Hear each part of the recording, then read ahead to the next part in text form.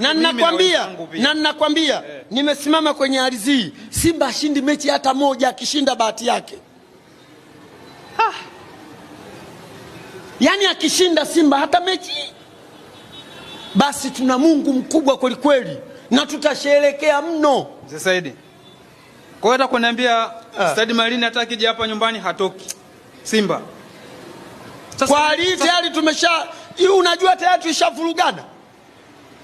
Sasa shida iko wapi? Kila mmoja anaongea na la kwake. Ngoja sasa Mzee Saidi. Sasa nisikilize.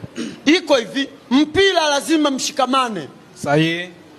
Mshikamano ndo na starehe yoyote lazima mshikamane. Ndiyo. Unaona michango, kina mama kwa nini wanachangishana wanavyokuwa na shughuli zao? Ndio mshikamano, kwa kwamba shoga yangu leo ana shughuli, nimpelekea 30,000, mchango shilingi 30,000, 30, 40, 40. Ni kwa sababu gani? Ni kwenda kuinogesha ile sherehe, kwenda kuinogesha ile furaha.